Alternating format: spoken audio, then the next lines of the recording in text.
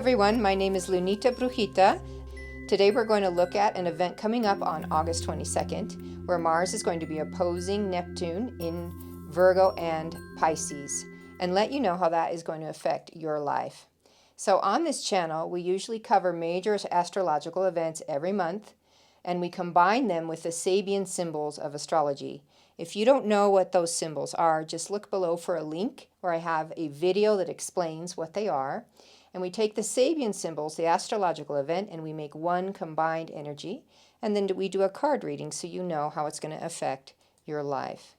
So this intro section is going to go very deep. We're going to geek out about astrology. So if you want to skip ahead, just pick by intuition or by the crystal that calls to you which card pile that you're going to use.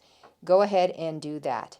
Otherwise, you can pick out your reading by your rising sign, and we will tell you more about how to do that later. Okay? If you came across this reading after August 22nd of 2023, don't worry. The universe is guiding you right to the reading you need. So go ahead and pick by intuition and just fast forward to that chapter right now. Okay, this channel also has videos in both English and in Spanish. Este canal tiene videos en inglés y español. Para ver el video en español sobre el mismo tema, haz clic en el enlace colocado en la descripción abajo. All right, let's get into it. So we're talking about what is going to happen on August 22nd of 2023. Mars is going to move into 26 degrees of Virgo, which is going to perfect an opposition with Neptune in 26 degrees of Pisces. So what is an opposition? In this chart right here, you can see we've got a line running through the middle and this dark circle in the middle. The dark circle is actually the Earth, and this line is the horizon. So everything above here is the sky above your head, and everything below is the sky below the Earth on the opposite side of Earth from you. So this chart is actually set for Mexico City, because that's where I live, and at 2:33 p.m. on August 22nd here, Mars is going to be at 26 degrees of Virgo, which is 180 degrees from Neptune in Pisces. So what kind of energy do oppositions bring to us?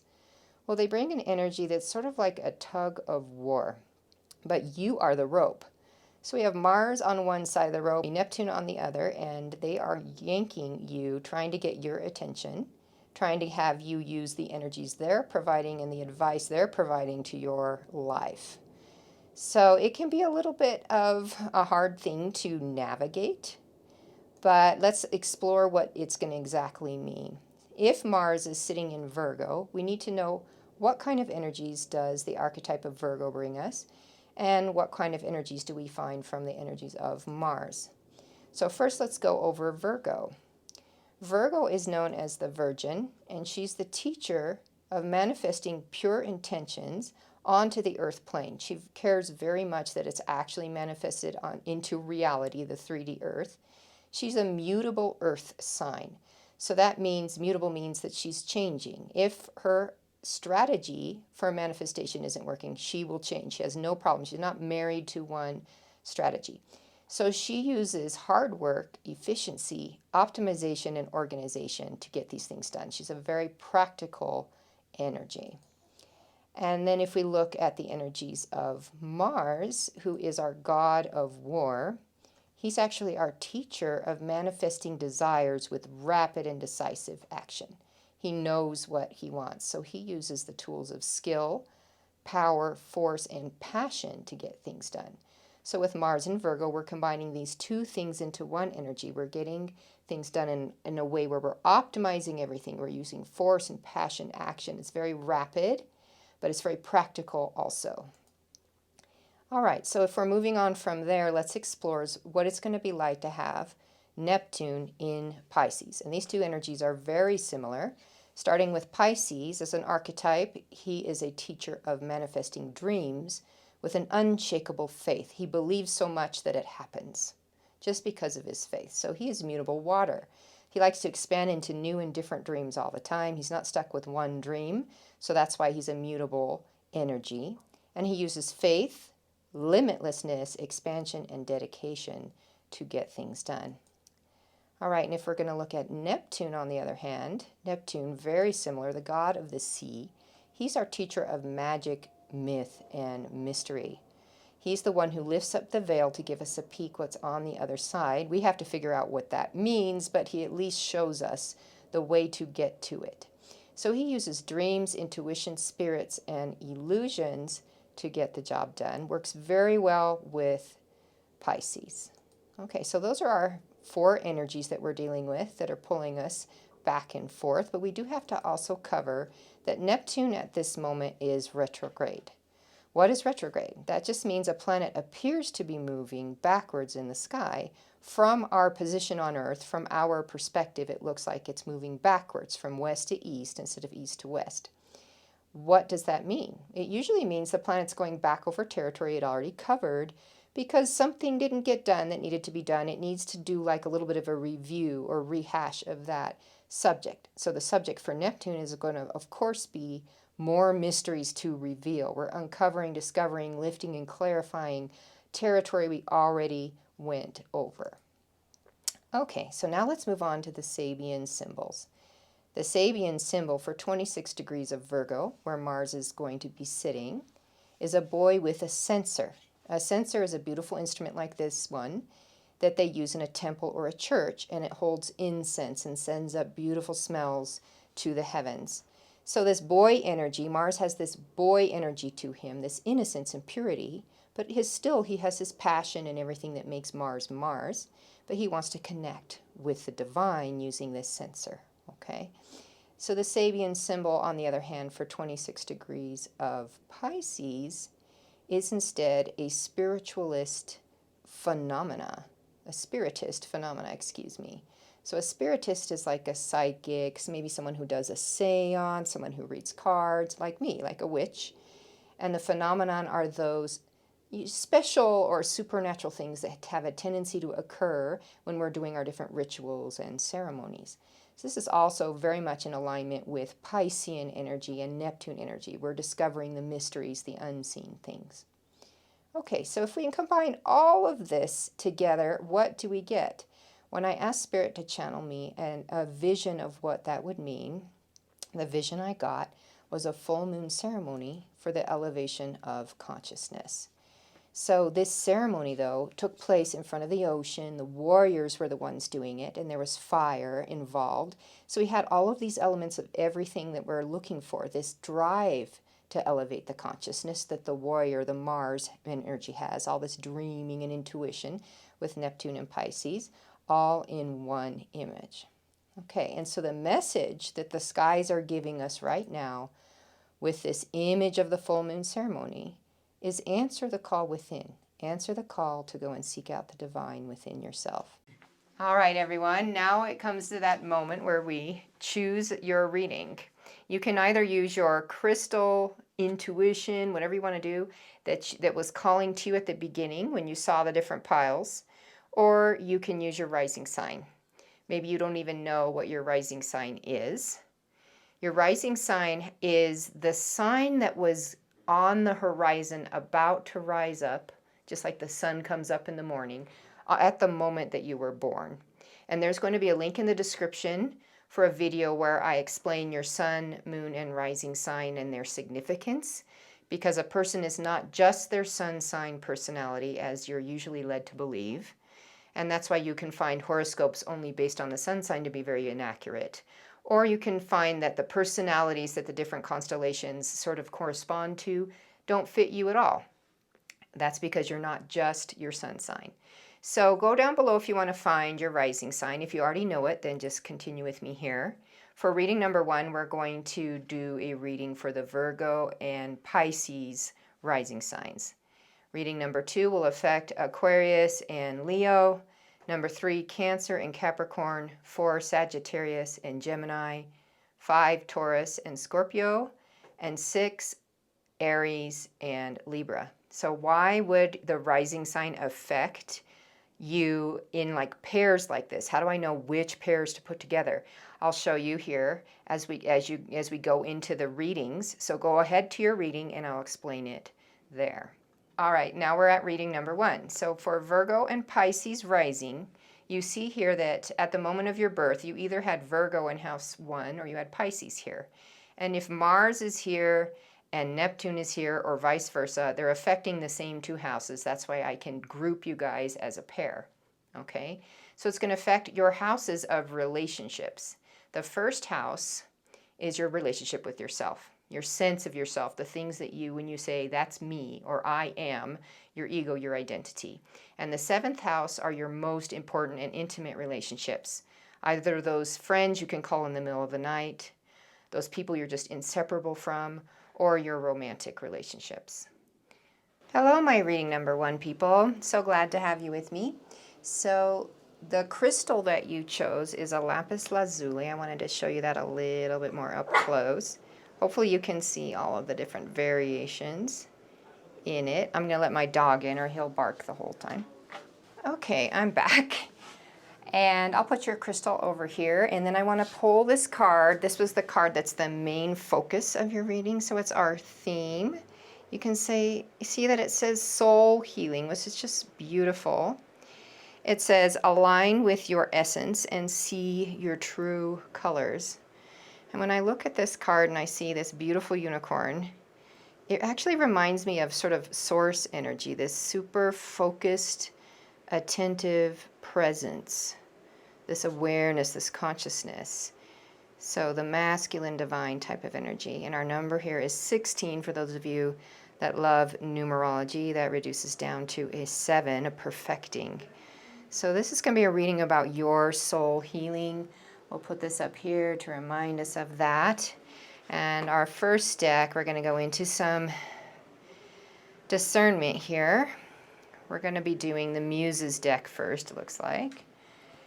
So we've got the Muses, the Unicorns, and the Thoth deck, and then we have our Astro dice that we are going to be using. Let me shuffle the deck for you, clear out any old energy, and bring in the energy for the collective listening to this reading. Of course, this is a general read about how to answer the call within. Let's see what Mars and Neptune are teaching us, what Virgo and Pisces are teaching us by saying, answer the call within. Let's see how many cards we're supposed to be getting here. 2 cards from this deck. So our first card is the Hierophant, and we got it upside down, so we're doing some opposite Hierophant. Okay, main theme. Okay, and the second card is Death, you guys. Look at that. That's the most beautiful death card I've ever seen. So we've got a moth in here. Card number 13. All right, so I don't feel like I have enough information, so let's move on to our next deck. And it's going to be the Thoth deck. Do a little bit of shuffling.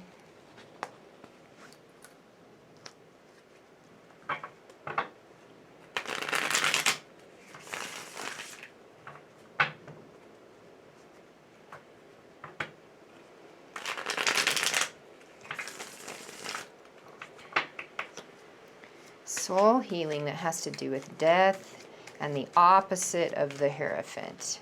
The Hierophant's that wonderful, priestly, organized energy. Sort of the voice box for God, if you ask me. Let's see, why are we moving into the opposite of that? So 1, 2, 3. 3 cards from here. The first one is interference. I think it's sort of hard to get this camera to focus. Strength.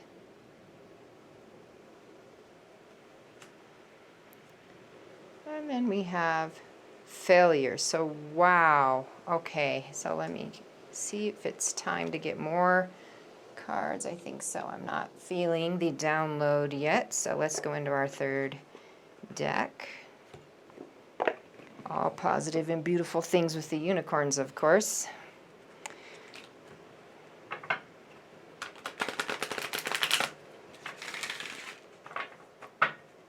Soul healing. You guys, I'm really feeling some shadow work. I'm feeling some healing that's coming from trauma. And it may even be trauma from an organized religious perspective. So I'm going to check into that. And what do we got? 3 cards from here. Okay, card number 1. Manifest your dreams. Focus on your vision. Seek satisfaction and contentment. Oof, that is a theme. Okay, you guys. Card number 2. Caring community. Participate and belong and enrich your life. Beautiful. Belonging. Okay, oh my gosh, this really reminds me of my own path, this reading. 29, Mahatma energy, build your light body. Accelerate your ascension. Accelerate your ascension.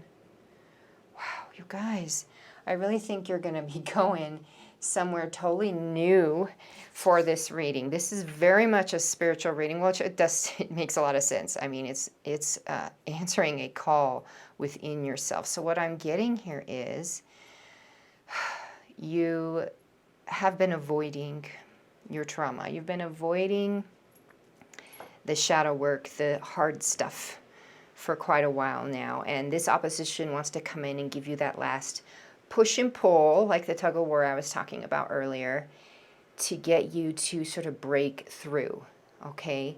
You are your own interference here. You're doing the ego thing, right? I don't want to do the hard work. It's too painful. It hurts. I really don't want to go there.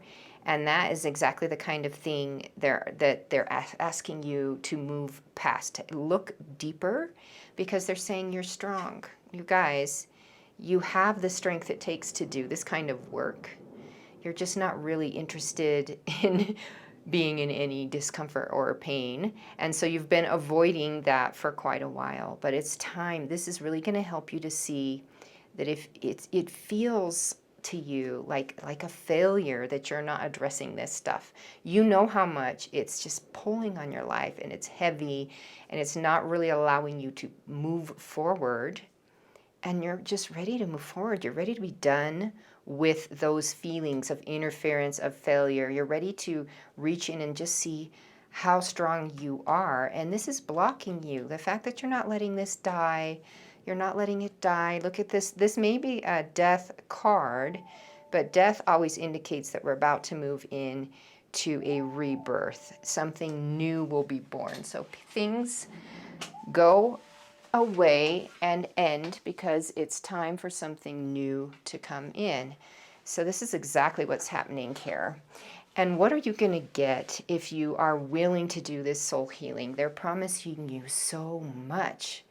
They're promising you dreams being manifested, being able to focus on what you really want in life finally here, instead of these emotions and these blocks and this feeling like I'm getting some of you feel numb. Like you've numbed yourselves out. Some of you are in denial of the spiritual, in denial of the soul, because you're so much not wanting to do this work. You want to avoid these deep, dark parts of yourself. I'm not really getting that you're afraid of it. It's more the pain. It's going to hurt, because it was not like the trauma that got you to this point of being so avoidant was a walk in the park. It was really difficult. And so going and looking it again may not be the answer. You know, sometimes we think that the hardest path is the path that's going to get us past something, like we have to go back and relive it. But I'm getting that that's not necessarily what they're asking from you. Oh, okay. So you have a tendency to approach your spirit. This is why they're downloading to me. You have a tendency to approach your spiritual life like someone that is the Hierophant. The original Hierophant card has a picture that looks like the Pope. He's even holding the keys, like the keys to the kingdom that the Pope is supposed to have, that represent his office. And it used to be that organized religion, really structured way of interacting with God, was the way to go. But in this case, it sort of misrepresents who God really is. Like, Source is love and wants to connect with you and wants to help you. These people who tell you the opposite and set up these programs which make you think you've got to earn your way into his favor, it's like, I feel like there's a little bit, let me confirm here. Sure enough, there's this guilt, shame thing going on here that's totally unnecessary. The human condition is not something that God is unfamiliar with, okay? The human condition is something that was perfectly formed because it was an experience that we as the divine wanted to have.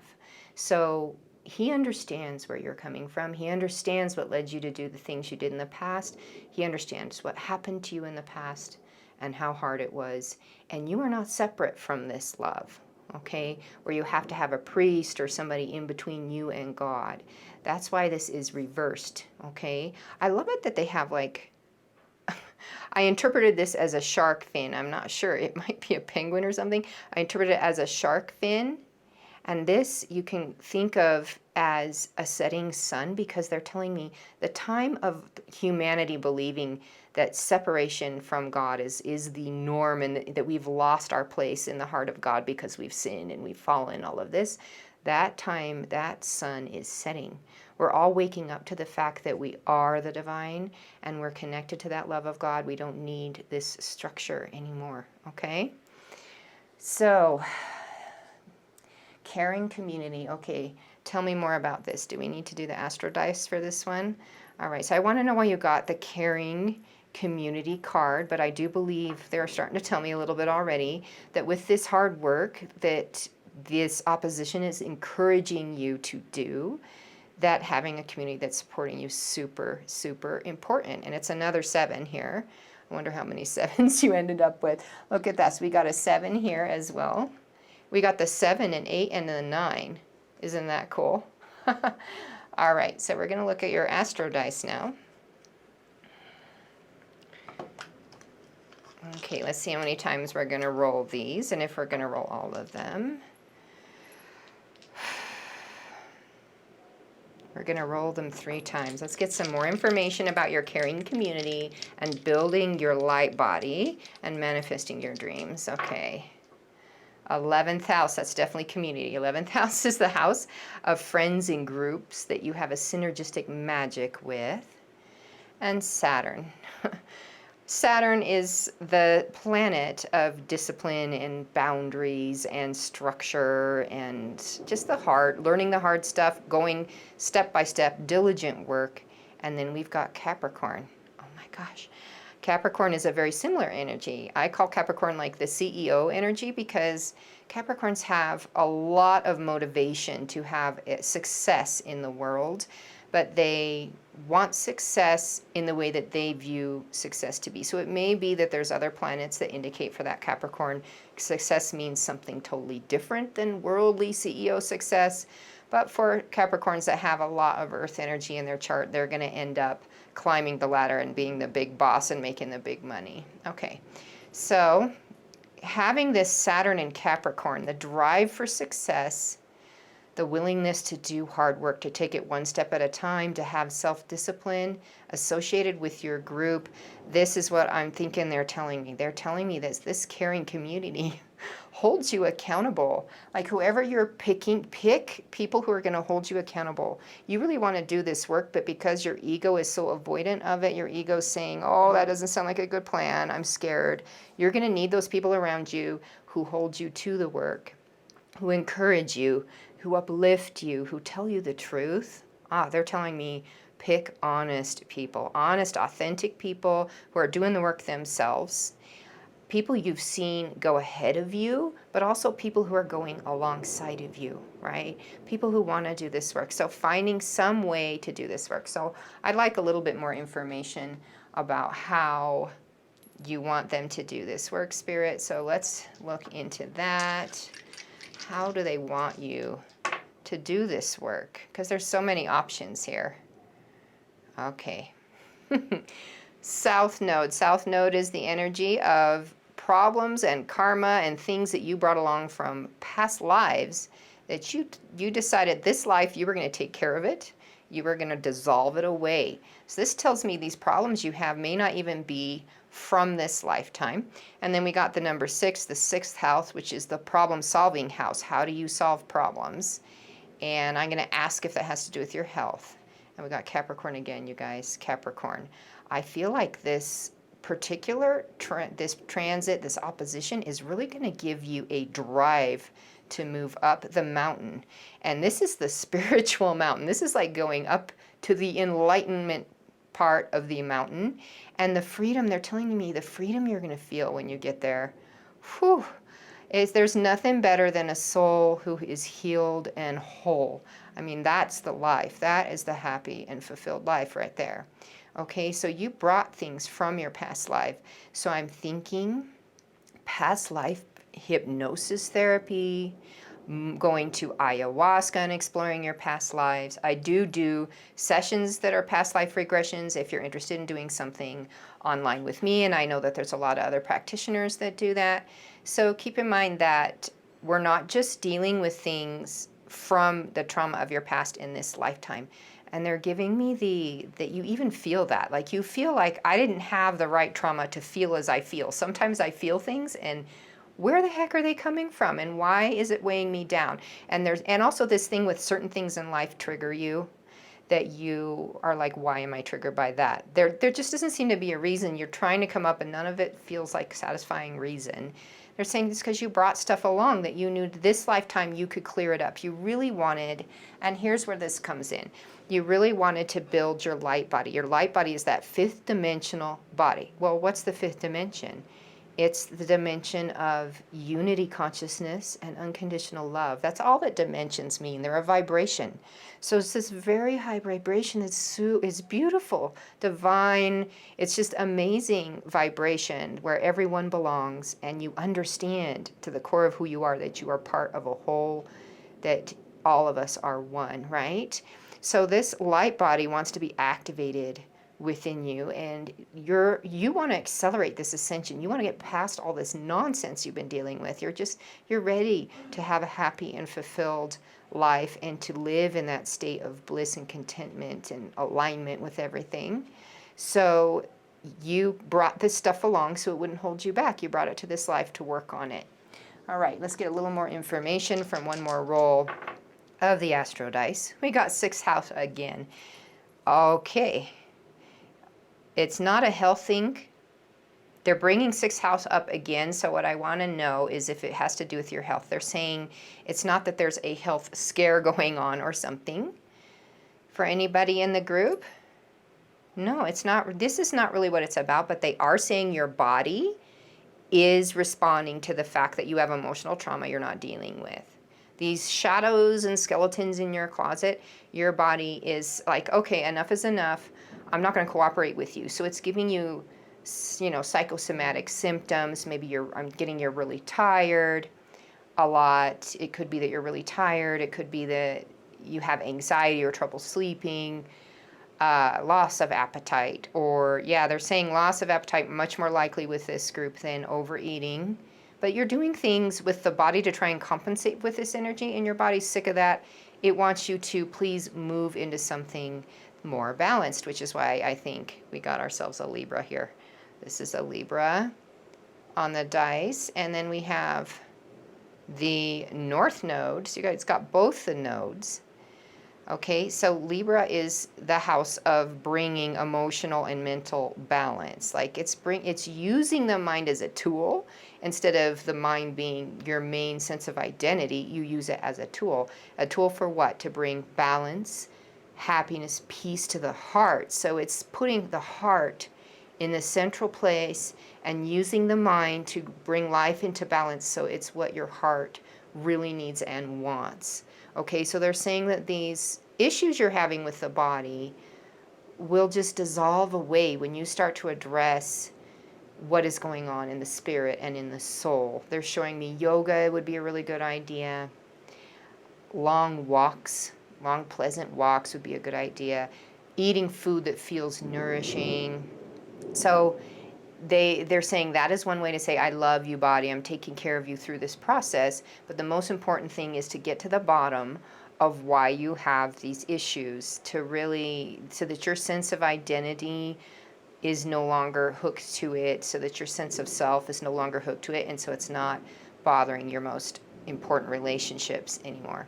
So the North Node, which I haven't explained yet, the North Node is this desire that you were born with that's insatiable. It's like you came to do that thing and you will never get enough of it. So it's, I have to ask if it's about this. No.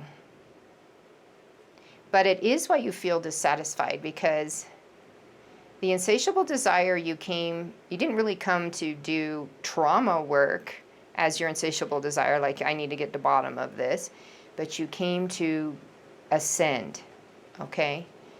And so you're not really going to find happiness or satisfaction if you're ignoring that fact. It's going to bother you. And once you do start down the path, you're never going to be unsatisfied with continuing that path. That path is going to fulfill you more than anything else, because that's a North Node energy for you, okay? So I hope this reading helped you guys. And that you are very blessed in everything you do. Good luck with this very difficult but very worth it job. May your soul healing come to you quickly, and may you answer the call within. Thank you so much, group number 1. For reading number 2, we're going to talk about Aquarius and Leo rising. As you can see, if you were born with Aquarius or Leo rising here in this first house, then for this opposition, Mars and Neptune will be in one of these 2 houses. So that's why I group you both together. So these are the houses of resources. And the second house is the resources of yourself. So the things you own: money, food, shelter, clothing, your outer and your inner resources, like your resilience. And the 8th house has to do with everyone else's resources, the ones you are permitted to use. So that it often includes things like inheritance. So if you're given an inheritance when someone passes away, it would be indicated in this house. But it's also including supernatural resources. So a lot of times people who are psychic will have indications in this house. So we're going to affect the resources houses with this reading. Okay, hello and welcome, group number 2. You were either attracted to this lovely moonstone, or you were coming here because you are either an Aquarius or Leo rising, and you wanted to see how this is going to affect your houses of personal and public resources, okay? So we have for you here your main card. Let's get into that reading of answering the call within. How is this opposition going to affect you? It's card number 30, the Cosmic Diamond. Spread hope and joy, illuminate the world. Oh, amazing theme for you guys. Spread hope and joy and illuminate the world. Okay, let's see which pile that they want to do first. So we're going to do 2 cards from our center pile here, the Muses. All right, let me shuffle the deck.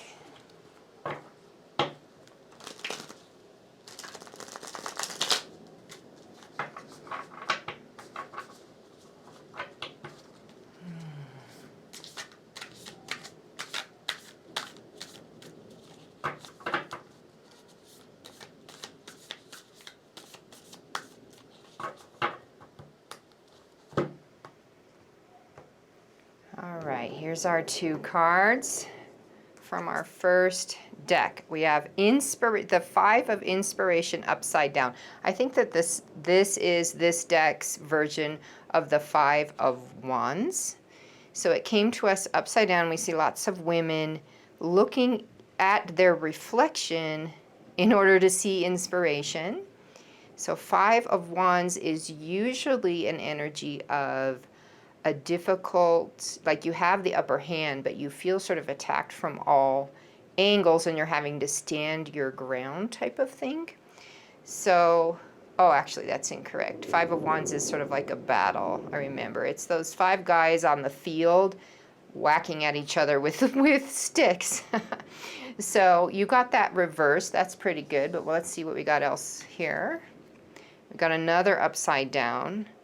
the Five of Voices. So I think that's our equivalent of the Five of Swords, having to do with our mind. Beautiful imagery. So we got the Five of Swords upside down, and that is a sort of a defeat card where a man is picking up swords after a battle. So sometimes it's equated to defeat, or sometimes it's equated to a win, but the win was one where you had to put in a lot of extra effort to get there, and you're just worn out by the end. You're not even sure if it was worth it, but you did win. Okay, so we have those two energies reversed. And then next, let's move on to our Thoth deck. We're going to take 3 cards from here.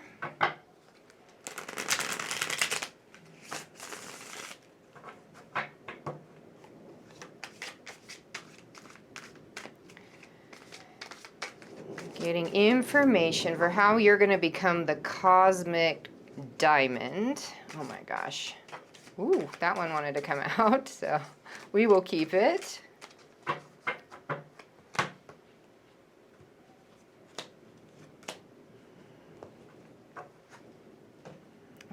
right, just verifying. Okay, so our first card here is the Mage. You guys have magic to you. All right, and then we've got the Knight of Swords. The Mage and the Knight of Swords. And Works, which is equivalent to the 3 of Pentacles. If you remember that this image shows a worker and 2 people making a contract with that worker in the original deck, but here we're seeing a pyramid supported by 3 wheels, okay? I also see in there the energy of Capricorn and Mars, all right? Okay, so let's see what we've got for our unicorns, and then we'll start to download the message. We also are going to use the Astro Dice. They haven't quite given me the message yet, so we're going to keep going till that download occurs. When I say they, I'm talking about high vibration guides, angels, spirit. Just don't have enough information to get what they're saying yet. Working on it. Okay. All right. First of 3 cards from this deck, be a beacon. Be an inspiration. Light the way for others. You guys, they're already starting to say you have a lot of supernatural resources. I mean, you've got the Mage card here, and when you combine it with this be a beacon, you are pulling from the supernatural to manifest on the earth plane, and the kinds of things you're manifesting are inspiring other people. And it's not necessarily, it's not really something physical. You bring an energy. You bring this love, light, joy. I'm getting bubbly, joyous. So you might not be, it's like a bubbly, joyous energy. Really, they're just saying you are bringing this heaven to earth, and people just love it when you're around. All right, so that's our first main topic. And then the other main topic here, the Cosmic Emerald. I get this card a lot in this deck. Of course, green being a heart chakra color. Create perfect health. Access divine abundance. Okay, so we're working a bit on the body, or maybe emotional or mental health, not sure yet. And this one, Pool of Christ Light, you guys. Number 28, open your heart, spread unconditional love, peaceful water, flowers, full moon, spread unconditional love. Wow. Okay, so our main theme is the cosmic diamond, spread hope and joy, illuminate the world. And then you were just getting everything. It's about light and love and joy. Oh my gosh, I don't think you really get just how powerful you are here. When they say accept the call within, or what was that? Oh my gosh, I'm forgetting. Answer the call within. Answer the call within. Really, it's this thing where you don't look deeper than the mirror. And that's why they wanted this card. Okay? You're like one of those earth angels, one of those people that doesn't understand just how special you are. And so you're a little hard on yourself. You can't see past just the outer shell or your flaws. Like, you really concentrate on the flaws, and they're saying, oh my gosh, your flaws are perfect. You know, we came in with those things on purpose. A lot of us that are light workers coming into the world, and you are obviously a light worker. So a lot of us that are light workers come in to be relatable. You do remember that the first time they tried to elevate mankind, they sort of sent a messiah to all the major people groups. And we have Lao Tzu and Confucius and Jesus and Buddha and all these people coming around the same time. And they were showing people the way and saying, you can do this too. But instead of us doing it too, we lowered ourselves in vibration and began like a worship, and we're not worthy and we could never be what you are type of vibe with them. So this time, as they're trying to help us rise in vibration, they are doing it by sending so many light workers with beautiful energy, but human qualities and traits. So they can be relatable. So people can say, yes, that person has flaws like me, but they're still able to elevate. They're still able to be full of joy and love. And I want to have what they have. So you're one of these star children, these light workers that's come in here. And those flaws, leave them alone. They're fine. You're being, like, I'm getting that you're just too picky with yourself. It's really not an area that needs addressing, at least not at this moment. They want you to just sort of switch tracks and move into this place where you just really shine because you start to love yourself. Look at this person glowing.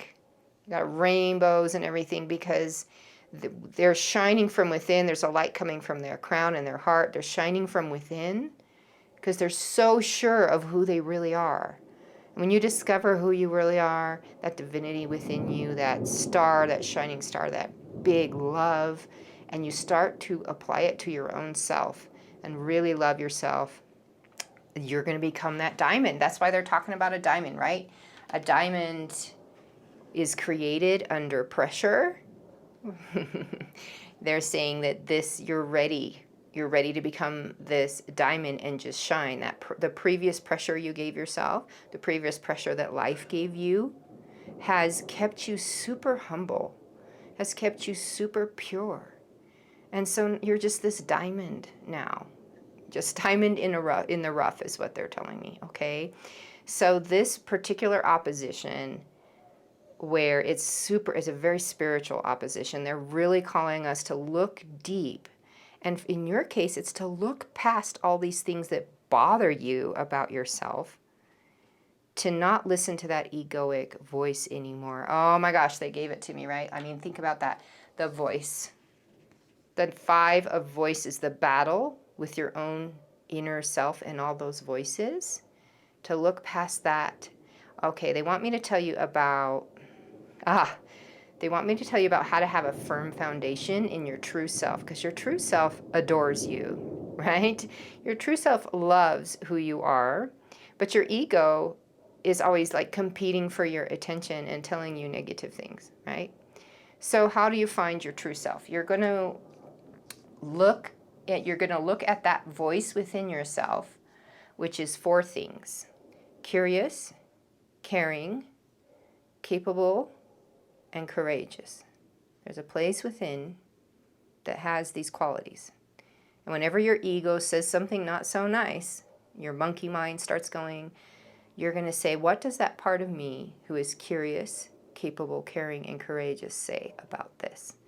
And that's going to create for you a foundation, like this sturdy, steady foundation, this 3 points.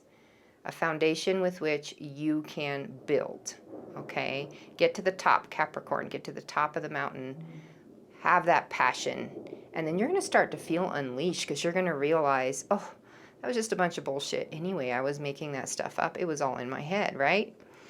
You're going to start to pull even more from the heavens, because there's going to be nothing blocking you from all that bliss and light. You're going to be this pure open channel. The ego's not going to be gumming up the system anymore, right? And that'll give you this, and that's where the swords energy comes in.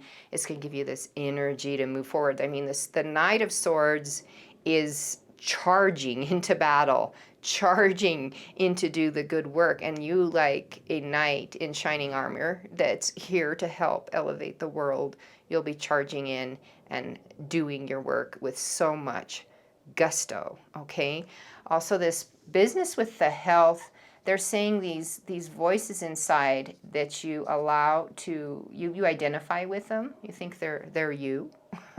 It's just different parts of your ego. It's not that your ego isn't you, but it certainly isn't. It's like a mask you're wearing because you wanted the experience. It's not this true self thing. It's this temporary experience. So they're saying that perfect health is going to come from that inner work of loving yourself. That's why we got the green heart chakra energy here. If you go within and do that work to love yourself, it's just going to make you healthy inside and out. Your body will be healthy, your mind, your emotions, your heart, your spirit. And then you're going to have this divine abundance. You're going to feel so lucky from this, that to have this balance in your life, to truly understand who you are and be, so happy with it. Be at peace and enjoy. Okay? So and they're talking to me about this open your heart business. Okay, they're saying that is really what's going on here. Okay, go into, they're talking about a meditation that I give people who come to see me, where, go into a place of peace, breathe deep, get yourself really centered, but then drop into your heart and imagine that there's a little version of you in the heart, and the heart is like a big room. And imagine that at the bottom of the room is a trap door, okay? And this is the door that the love of the universe flows up and into your heart from. And you got it nice and shut and locked down, okay? They're saying because you've tried to convince yourself that you're not worthy of that kind of love, you've really shut that door. You've locked it. So you're going to imagine unlocking it. Imagine opening it and then tying it open, okay? You're going to start to feel all of this light and love fill the heart. It's going to really start to fill it until you feel like your heart's going to burst. And then you're going to get on a little step ladder, go up to the top of your heart. And there's another door at the top. And that's the door where you let the love flow through so you can be a channel of love to the world. It flows out to everyone else. So you don't just keep it for yourself and get fuller, fuller, fuller. You just let it flow through, because there's an infinite amount of this love for you. The whole universe is in love with you. Okay? So this is what you're doing. You're discovering that and opening it up, and then letting other people discover it through you and your behavior and your light and love that you're bringing, the inspiration you're bringing. Okay, so let's move to your astro dice. Okay. The astro dice will give us a house, a planet, and a constellation to work with to talk to you about all of this. I feel like the reading is really super solid as it is, but they have more information because they want me to roll these dice. Okay, so we've got our North Node. I don't know how well you guys can see that. And the 8th house. Okay, and Aquarius.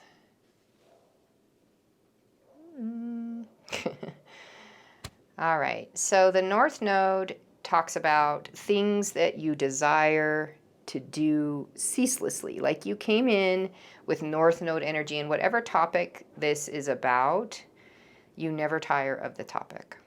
All right? The 8th house has to do with other people's resources, and Aquarius is the house of expansion, technology, freedom to expand. It's a house where, if you meet people that have a lot of Aquarius energy, they're good with everybody. They're not going to force anything on anybody. Live and let live is sort of their motto. And they came to just freely expand, to just freely explore whatever topic interests them. They'll go where no man has gone before with that topic. Okay? So they have a lot of the Saturn energy, the diligence to get to the end, the willingness to do the work to get to the end, that dedication, but they do it in a way that creates this feeling of freedom for them. Okay, so let me go into discernment about this.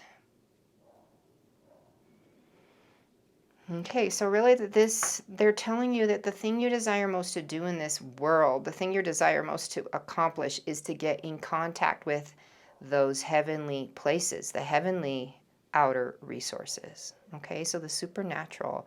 You want to understand the divinity within. You want to understand that you, like all the way to your soul, that you are the divine.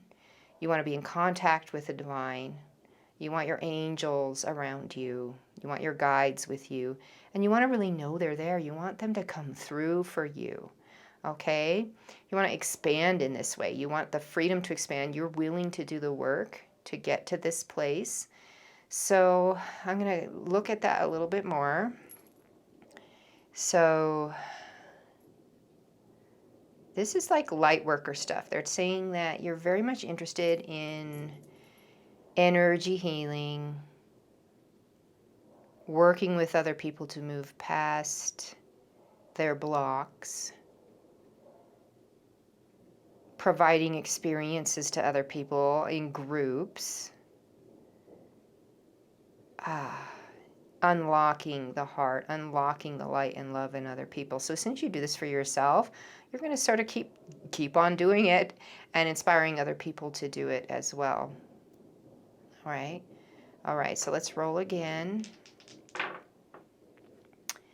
We got Pisces, Uranus, and the third house. Oh my gosh, I think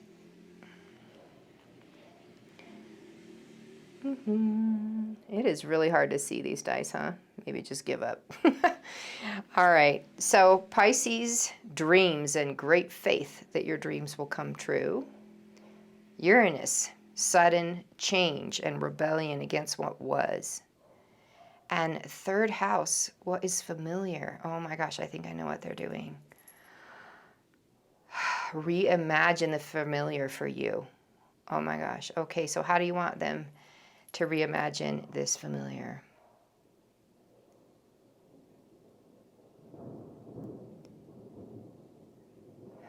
You have a dream. You know what? You have a dream about something you want to do. And this egoic stuff you've been dealing with, blocking you. Totally blocking you. So they're saying when you get past this, and that's what this whole Mars opposing Neptune is about for you. It's a chance with that kind of energy to move towards that dream, because you're going to have that oomph that I'm thinking you don't usually have. You get a little intimidated by the whole concept of how do I deal with this part of myself that's always bringing me down. Like you don't even know where to start. They're saying that even with this number 3 opportunities are going to come up before August 22nd or on August 22nd that are going to give you a path to how to start to deal with these voices. So 3 opportunities to do some kind of therapy or work on yourself that give you a chance to break through. And the breakthrough energy is right here with Uranus and with Mars. I mean, we're talking Mars energy. Mars is full of force. When he wants something done, he does it by force, right? And Uranus can create so much change in someone's life, and it's sudden. But that's the kind of thing that you need to break away from the familiar and make your familiar more like your dreams, okay? Because you really want that. All right, and you have what it takes to do that. You came here to do that. You have beautiful energy already. Everybody else can see the light in you that you are busy ignoring when you look in the mirror. Everyone else knows, and I think that they tell you how amazing you are as a human being. Okay, so third roll. All right, so roll number 3. We've got Capricorn, Saturn, Capricorn and Saturn in the 5th house. Oh my gosh. So your work and self-discipline, they're telling me right now, has to do with your pleasure. Like you got to put your pleasure in a much higher priority level than it's ever been. Maybe even first. Like what your heart wants, what you want to create, what you want to spontaneously express, expressing yourself. Oh, hold on. So expressing yourself, whatever that looks like, okay? If you want to take a class on how to do Reiki, if you want to like whatever kind of thing you're interested in going after, there'd be a wonderful self-expression because your heart is saying, yes, I want that. You've got that energy. You've got the drive here with the Capricorn to succeed. And you've got the Saturn determination and just the dedication, right? The structure. You've got these energies helping you out in this moment with this opposition so you can start something new. And once you get going, I just know you'll keep going. You're going to love it. You're going to feel so happy. So that joy and inspiration and bubbliness you bring to other people, like it's just going to overload because you're getting to do what your heart wants finally, instead of just talking down to yourself and holding yourself back saying, oh, I'm not good enough for that, or whatever it is that you do.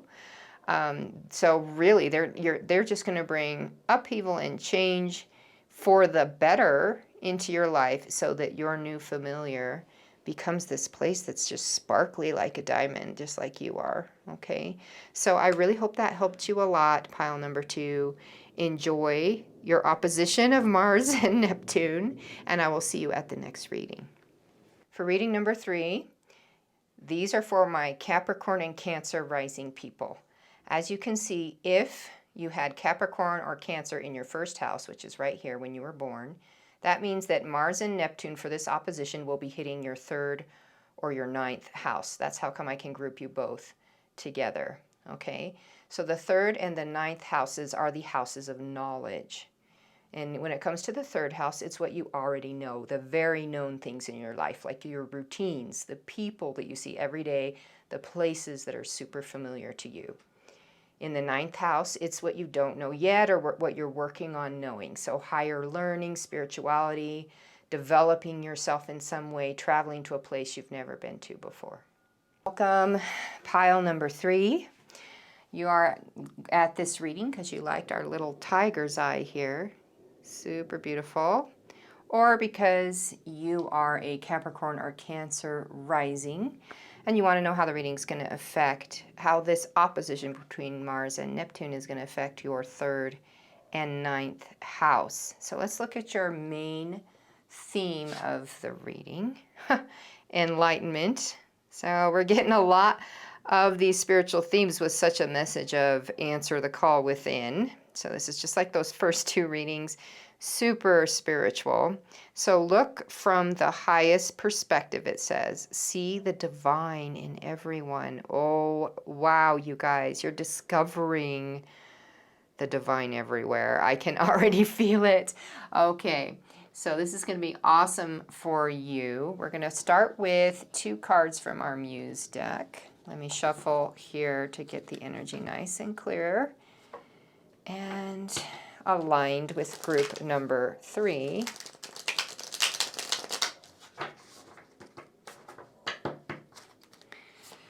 All right.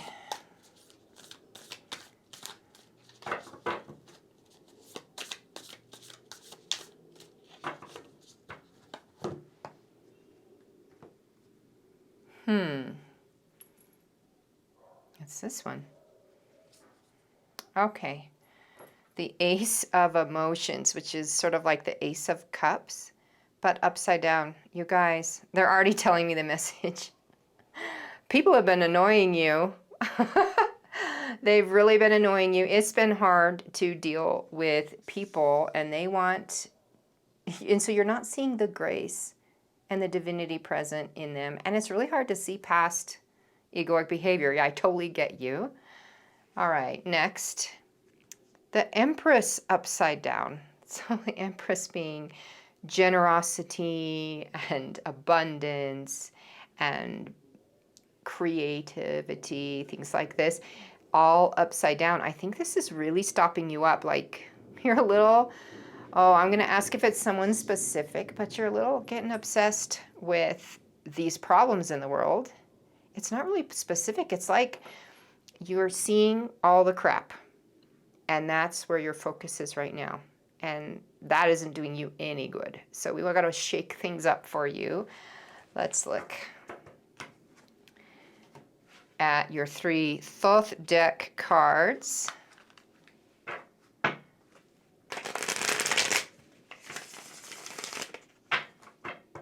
I love these ones because I can actually shuffle them. They're not too thick. Oh, yeah. That would happen. I swear I can shuffle. All right.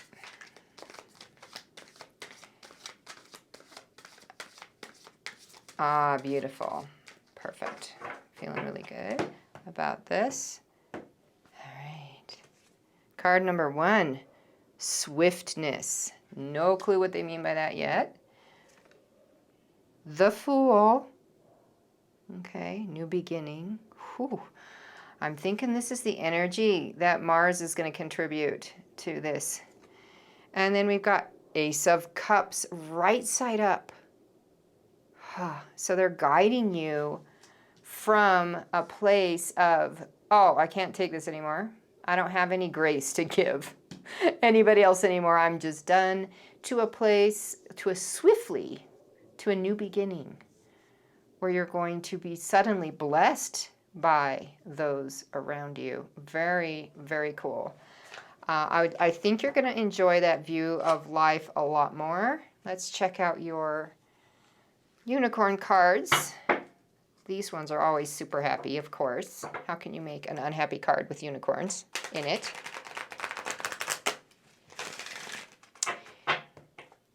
Okay.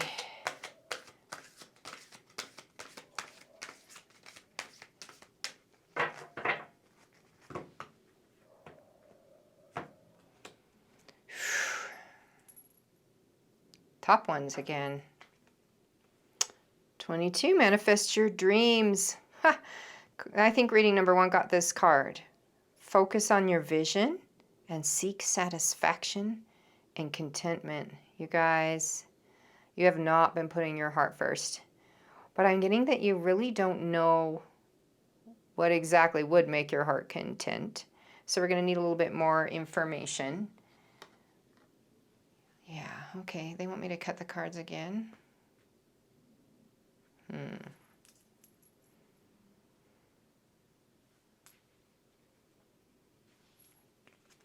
Shower of blessings. Open yourself to receive and pay it forward. They want to bless you. Some good things are coming. That might help with a change of the energy.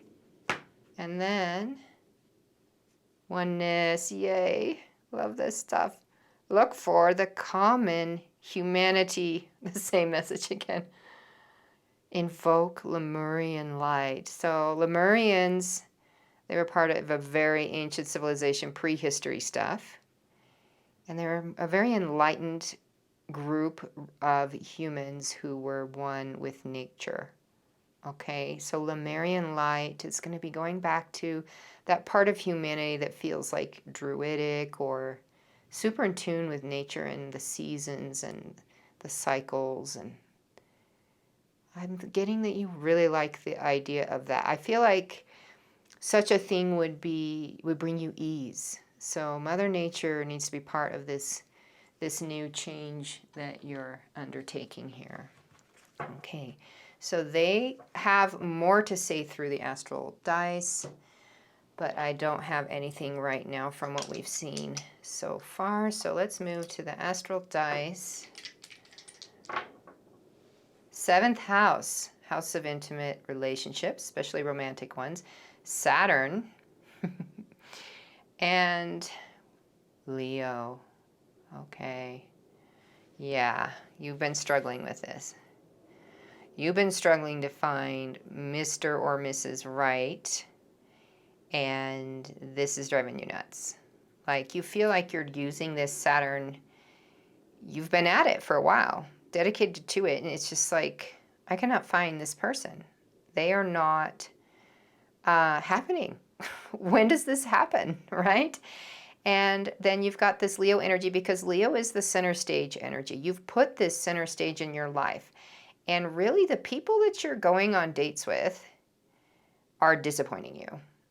They are annoying you. They're triggering you. It's bringing out the worst in you. You get fed up with them a lot. Like, you're looking in all the wrong places, I think, for the love. I don't know how you're ending up on these dates, but, things are harder. It's harder to find good people nowadays because a lot of the social areas where we used to meet, we're not meeting anymore after COVID. So very interesting. Let's roll again. We got the moon, the third house in Taurus. Okay. So is this something they're moving into? They're already here. Okay. So our first piece of advice for this situation where how do I get from here to there is to change your priority. Just let it go for a minute. Just let the dating thing go for a minute. Just for a quick minute. Make it about you. And, I know you've tried that before and it's been frustrating because you feel lonely.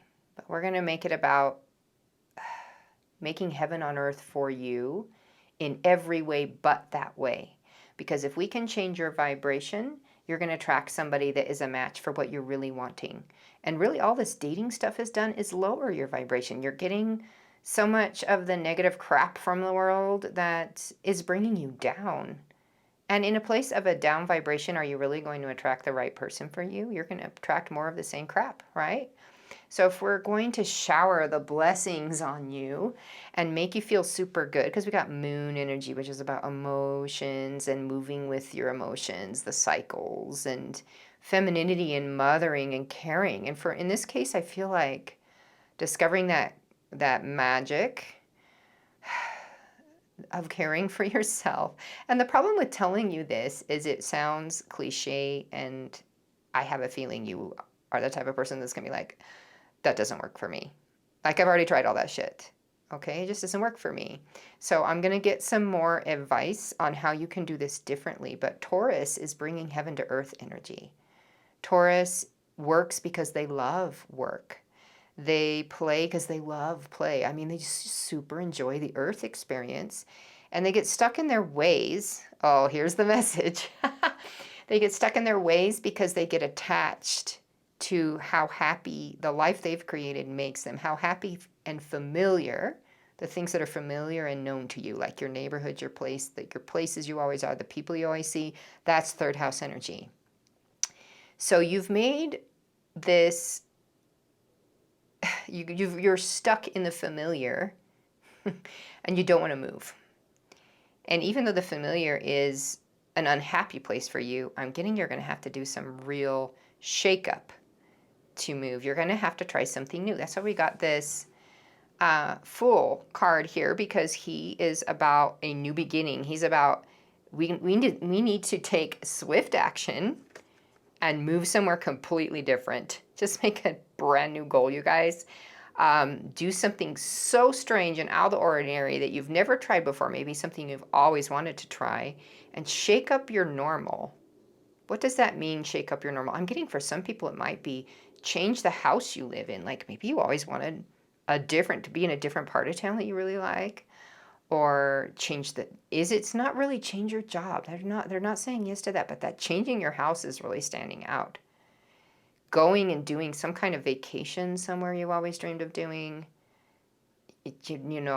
investing your time, energy, money, and resources into something completely different that really shakes it up for you, because that'll help you change your focus and bring you some joy and bring you into a place where you're meeting other people. I'm getting something where you're going to be in person and you're going to meeting a lot of people would be a great idea, like an art class. They're showing me people painting, something like that, if you've always wanted to be a painter.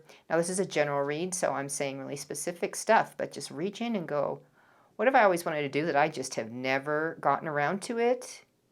Because I know we've got Capricorns in this group. So for you Capricorns, if you set a goal and say, I'm going to do this thing, it'll happen. I don't have to worry about you. For the Cancers, we just got to get you out of the house. That is not good for you to be sitting there and feeling sorry for yourself. So something social, you guys. Okay. Did I do all 3 of those readings? No, I got one left. All right. So we got Gemini, change it up. 5th house, pleasure, and Uranus. I wanted them to bring Uranus out for, no, this is Pluto, guys. I'm totally wrong. Pluto. Okay, so for Pluto, did I read Uranus for a Pluto earlier? Okay, good. So because Pluto is death, rebirth, death and rebirth. Gemini is being able to change to be exactly what the situation needs. Okay, so we're getting a lot of change. Do something new. Let the old die. We're being reborn here. We're just changing it up. So instead of concentrating on the dating scene or what you cannot stand about people, we're going to move into what do you love? Okay, what do you absolutely love? Anything, anyone. Be with those people that are your vibe. They're your thing more, okay? Anything that gives you love and lets you spontaneously feel like you're being creative and you're expressing yourself, anything that gives you pleasure, we're looking for that. We're changing you up to be exactly what the situation needs, because right now it's not working, you guys. It's just simply not working.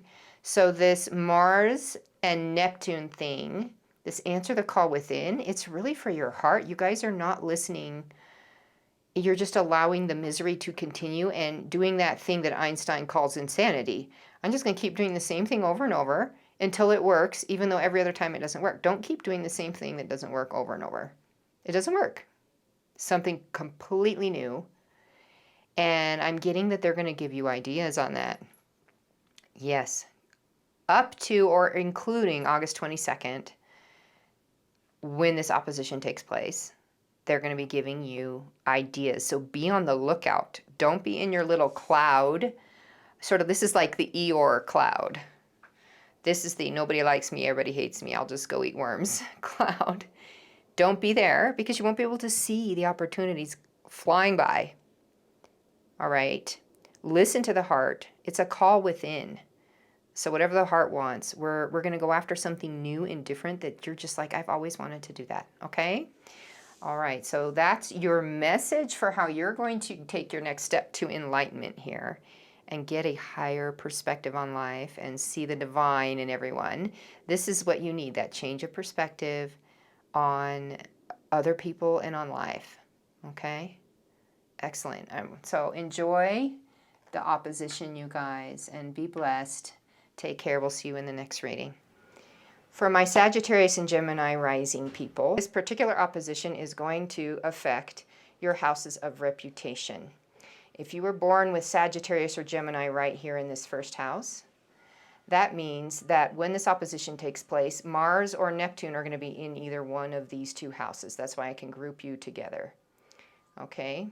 So the fourth house is your reputation with the people you actually live with. The people that know you best, they know how you behave in every type of situation.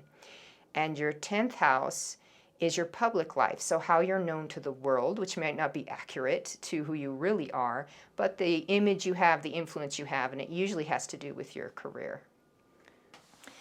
Okay, welcome. My pile number 4 people. You were either attracted to this reading from the black obsidian egg I have here, or you were attracted to the reading from picking it out through your rising sign, which is Sagittarius and Gemini.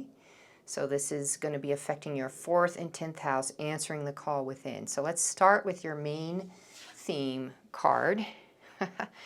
And so this area of your life, you need to open more to abundance. Okay, so your call within has to do with opening up to abundance. Believe that you deserve, it says, accept plenty and prosperity. Wow.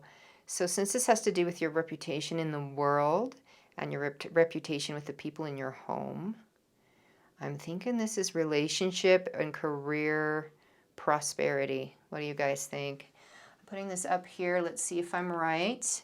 We're going to start with our Muse pile in the middle and then move to the Unicorn pile, the Thoth pile, and the Astro dice. So first off,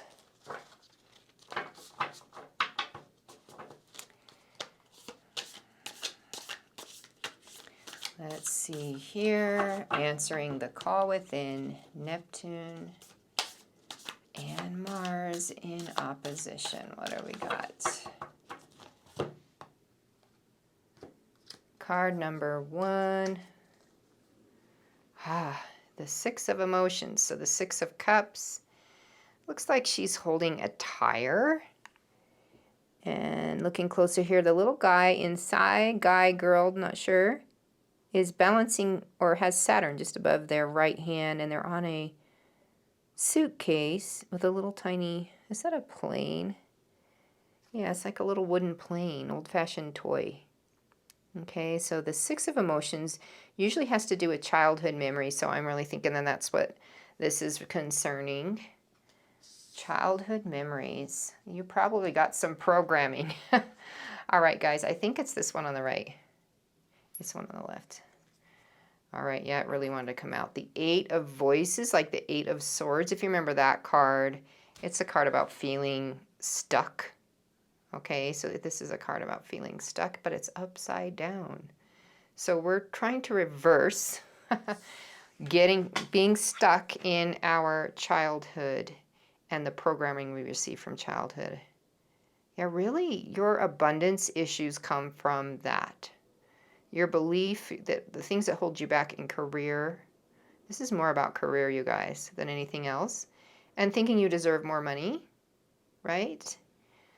These are childhood issues. So I'm going to put these here in the same area together. And let's look at the Thoth deck for some more information.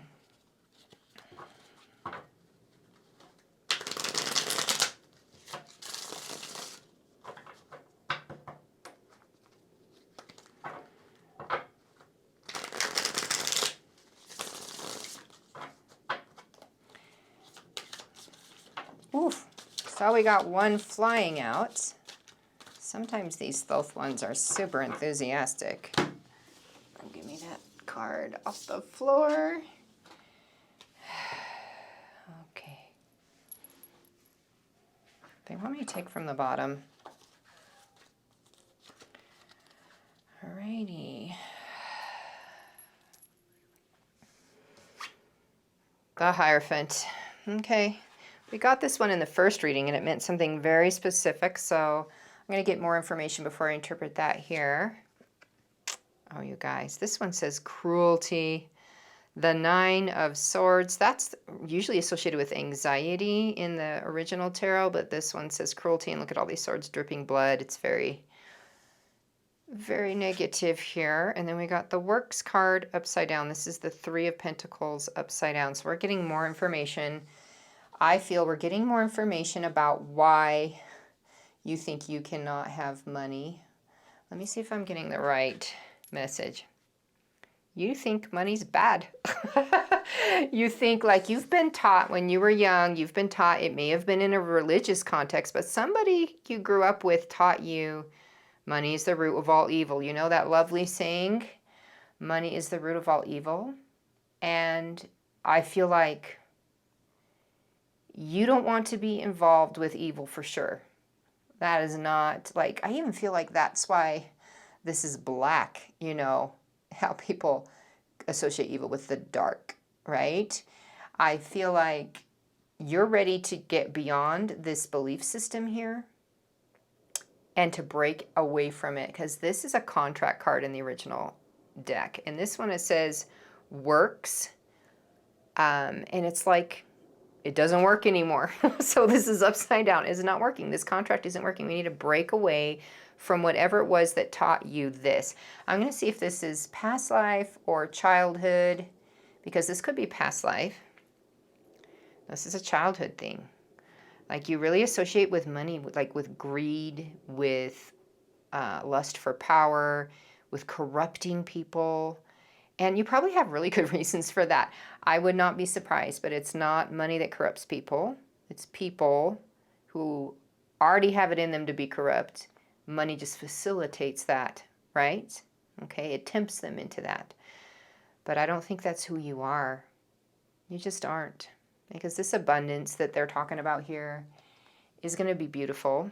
Money is a tool. It's energy. Just like anything else, like food is energy, money is energy. It's an exchange. It's something you're given for energy you gave out in work.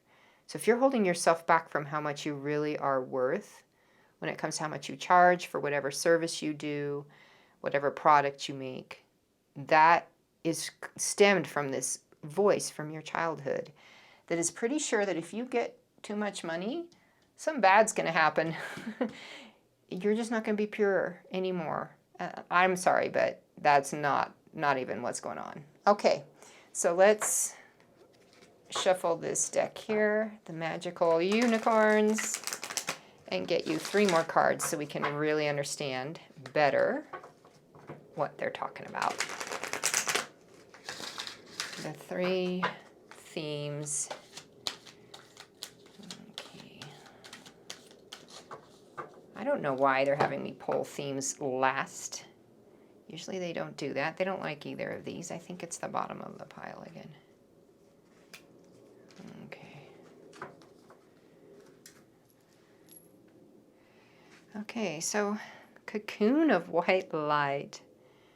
All right. Rest in perfect love. Understand oneness. Okay, so first thing they're saying here is you have developed into this beautiful butterfly, like they show in this picture, like so gorgeous inside. And this has put you in this cocoon of protection. Like you're protected from being tempted by things like greed. If you get a hold of more money, you're going to put it in a very intentional place, a very pure place, a high vibration place, because that's what you want to see the whole planet move towards. You are that way, and you know that's what's best for everyone, and you just love everyone. So rest in the perfect love that the divine has for you and the perfect love that you have for you and others. Look at how beautiful you are. Understand you're one with everything, and that includes the money. Like money is part of this existence, part of this experience that we as the divine having a human experience wanted. So let's use it for what it would be best used for, right? Put it to that highest good use. All right. So this is definitely a money reading, but here we got Mahatma energy again. And this is build your light body and accelerate your ascension. Okay, so what am I getting? I'm getting that if you open yourself up to knowing you deserve money, you deserve more, you deserve it to be easier, because I feel like you're struggling to make things work. I mean, it's not like money is worth what it used to be in this current economic situation. I feel like you're feeling a little bit of a chokehold here. It doesn't feel easy. You're treading through mud. It's hard to make things happen. But if you really embrace this abundance that you deserve, you're going to cause money to just be attracted to you, for one. And then you're going to start to really step into who you really are. This person who deserves these things. It's going to open you up to ascending. It's going to open up your light. Okay? All right. And then this last card here is the Cosmic Rainbow, number 15. Look for the pot of gold. Accept joy. Is that not to the point, right? What if you had enough to not only take care of your needs, but really influence the world for the better, and just do a few wonderful, amazing things for yourself as well? Wouldn't that be a wonderful pot of gold at the end of a rainbow after a really difficult storm, right? So look for that, because it's coming. It's coming. This energy of this Mars and Neptune opposition is coming into your life so that you can advance into a place where you're truly shining in front of other people. So that reputation you have with the world, the influence you have with the world, echoes better what this butterfly energy is showing, who you really are. Like you're hiding who you really are when you are letting these energies govern your sense of what you deserve, right? You deserve everything. You are everything. There's no undeserving anywhere here, okay? All right, so let's roll some of our astro dice. Okay. Venus, love, creativity, pleasure. Leo, focus on and spotlight on the self. And then the 9th house, the house of the unknown, the things we have yet to learn, our own development spiritually or mentally, school, travel. Okay, let's see what they're saying here. It's not that you need to put a spotlight on, you do need to put a spotlight on loving yourself enough to know you deserve. But I think you want to do some higher learning. Is it higher learning? Spiritual learning. You guys, you want to keep getting to be an even more and more colorful, beautiful butterfly within. Like your soul is longing to move into a place where you understand better these spiritual concepts. You understand what it means to be full of light and love and to be the divine. And you really want to put that at center stage.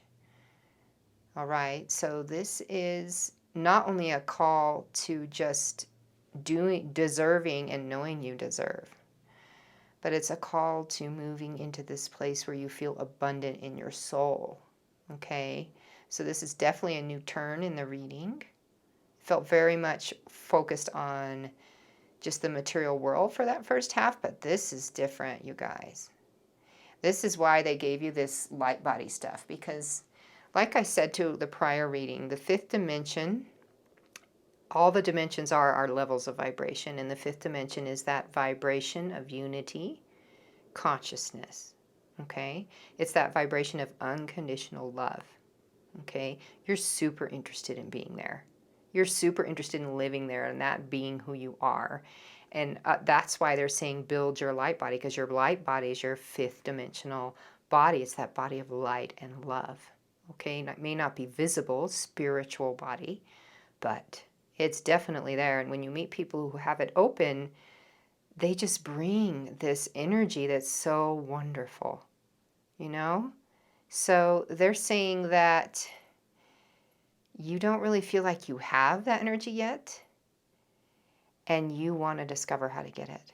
Okay, so pursuing the spiritual path, the spiritual walk that will get you there, and moving with your intuition towards those things that would support that is super, super going to be good for you.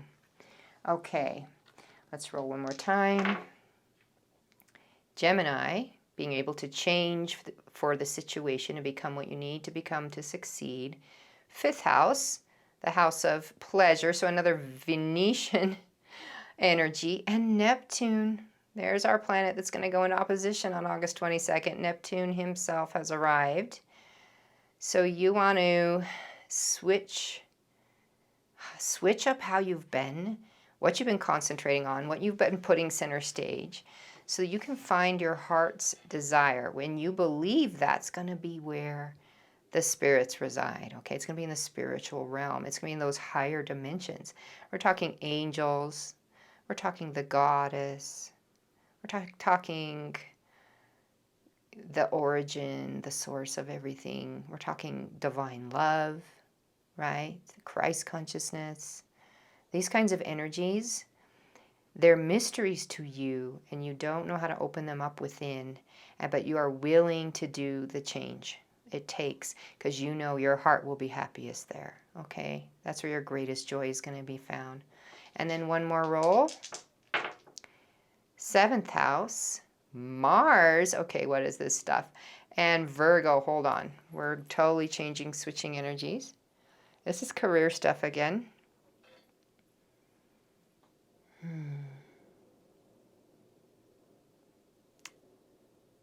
You don't want to compete with someone. Wow.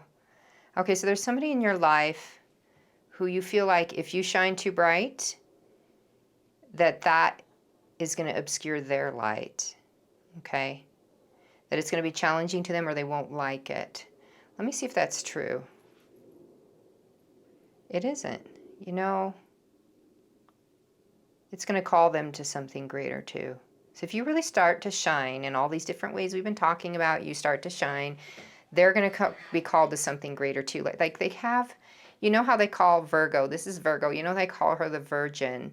And her sign, which looks like an M with an extra like leg on it and like the two of the legs are crossing. So I always think of like a really prude woman who keeps her legs crossed because she just doesn't want to be approached by anyone. And then that's why she's a virgin, right? So it's almost like you are not going to step into this new experience of moving into this spiritual abundance, moving into this money abundance, really getting paid what you're worth, really understanding what you're worth. You're unwilling to move there because you think somebody else isn't going to like it, right? It's like a woman who stays a virgin till she's married because she really does want to have sex, but dad wouldn't like it. So it's all for dad, or mom wouldn't like it, or the church wouldn't like it. And it's not even what her heart really desires.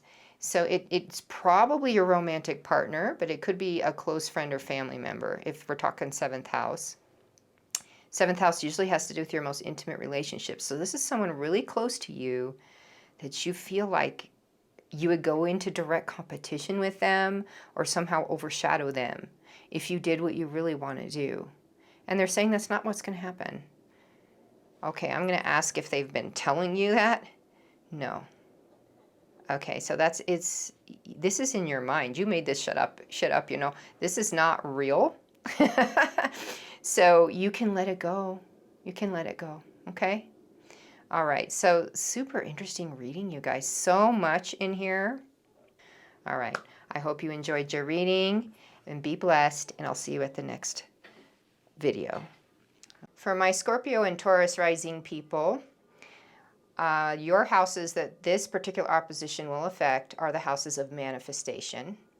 So if you were born with Scorpio or Taurus right here in the first house, this means that this opposition is going to take place in your 5th and 11th houses. Mars and Neptune will either be here or here. So for the manifestation houses, the 5th house is manifesting from a place of spontaneity. So it's the house of all the lovely, wonderful things. Pleasure, creativity, beauty, ease, all of these things in the 5th house just come from this place of self-expression and enjoying that self-expression. The 11th house is a place where you manifest from synergy. So you're working with others to create a whole that's greater than the sum of the parts. So you're resonating with others, cooperating with others, and connecting.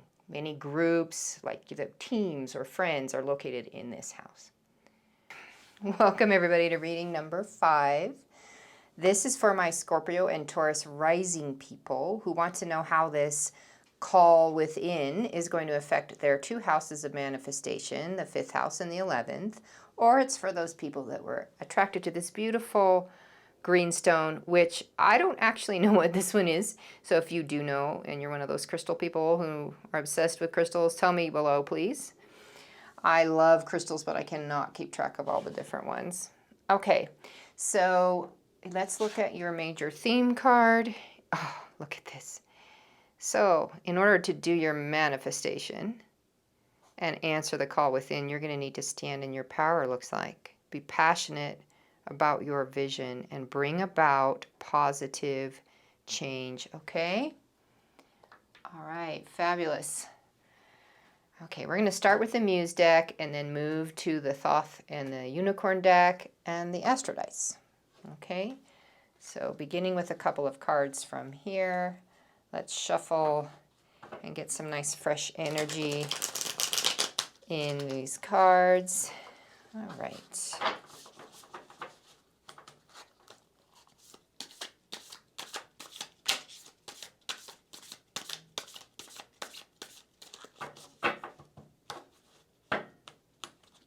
I'm gonna need to, okay, one more time.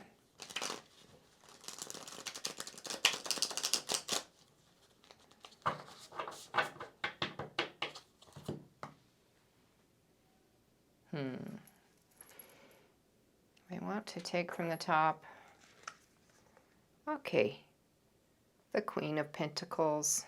Isn't she beautiful? That is a good sign for standing in your power. All right, still not sure what we're doing here. Oh, look. I think this is supposed to be the King. Is this the King? Well, I'm just going to take it for the picture we got here. It says the Muse of Voices. I think that is either the ace or the king. Anyway, it looks like a fabulous bunch of fun. We've got kites and crazy dancing and a planet floating. I think that's the moon. She's pink though. Let's put her up here. All right. So I feel like you guys are super bold already with this energy going on. I think you know who you are.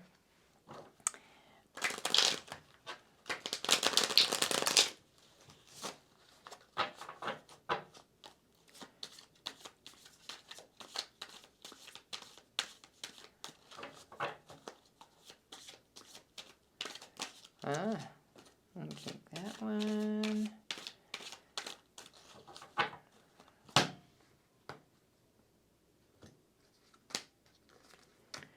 Alrighty then. What do we have here? Luxury. Whew, you guys. The Queen of Pentacles and luxury. Swiftness. I'm loving this reading. Oh my gosh. And wealth. Can it get any better? The Ten of Pentacles, wealth. Okay, so we're really concentrating on literal money here. Literal abundance coming in here. You're going to be manifesting stuff by standing in your power. Okay, super cool. I want to have some more information. Let's do our beautiful unicorns here.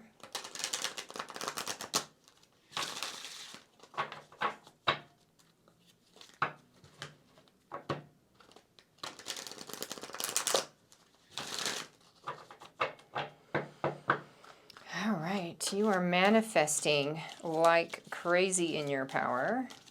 You accepting the call within. I'm thinking, even with all this, we got lots of yellows and oranges.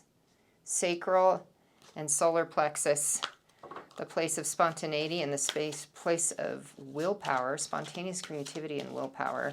Two great places to be manifesting from. We got some red here. That makes a lot of sense. Money's a very foundational energy. Okay. And don't like that either. Bottom here. Okay. Stargate of Lyra. Woo! Beautiful. Expand your causal chakra. What did I tell you? Enter the unicorn kingdom. I think you're going to discover just how unique you are by actually letting flow your true will into the world. Super amazing. Wow. And here we've got spiritual warrior, you guys. Show you are a wise leader and command the universe. Wow, it's so much power in here. You're a powerful group. Okay. The I am presence. Got the Merkaba here. Expand your stellar gateway. That's a chakra that's above your head. I am that I am. Somebody who's like, I am that I am. And you're just going to deal with that? I feel like you guys say, I am who I am, and the world can adjust. The world can adjust. Okay, wow. And it does adjust in a very positive way around you and your power. All right, so I still feel like, what I got a question about here is it feels like you're already in your power. So what does it mean that they're asking you to then stand in it? Let me look at this card one more time. Passionate about your vision, positive change. Do you got a block or something on? Your voice, everything was right side up. I think they're really just trying to say you got the right idea. Hold on. Wherever you're going, whatever you were planning on doing, you are on track. You are so on track. You've already been going down this path, but this is like Mars and Neptune want to do that last push to bring it onto the earth plane, this thing you've been planning, doing, really pushing for, that is part of your self-expression and part of you knowing you can do whatever you decide to do. You just are that powerful. Like you feel like a lioness. Like, I love this. Like a warrior who just knows they're skilled than more skilled than the rest of these warriors. The rest of these guys are wimps compared to you. You are the practiced warrior. Okay. The renowned warrior. Like a hero, they're saying, like a hero. It's like Hercules. They're bringing up Hercules. Okay. Okay, so third house, for your astral dice, we got third house, we've got Leo, and we have Mercury. Leo, center stage, third house, familiar. You're familiar with this. Okay. Ah. Okay, so it feels like you know what you're doing, and you've done it a million times before. You really do. It's some kind of communication, because I got Mercury here. It's actually getting out this talent to the world, I think. So let me look into that. Because you're 11th, and okay, because you are dealing with Mars and Neptune affecting your 11th house and your 5th house, this may have to do with a group in particular that needs to have you communicate the things you know in a way that puts them center stage. Yes, precisely. So there's a group of people in particular that if you can communicate to them this thing you got inside that you are so familiar, you just know it so well, it is your thing. It's your wheelhouse. And you can put that center stage in front of them in that Leo way, because Leo just inspires people to follow, right? So I'm seeing like a business presentation. I'm seeing creating an environment to introduce this topic to a group of friends or a group of coworkers that just gets them so excited about it, right? They get super excited because, you know, Mercury is an excellent communicator.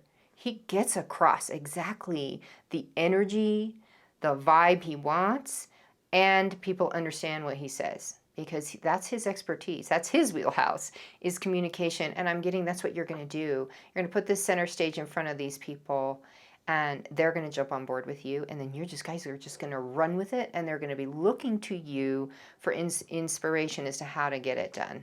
Okay? 12th house, Sagittarius, and Venus. Okay, let's see what this is about.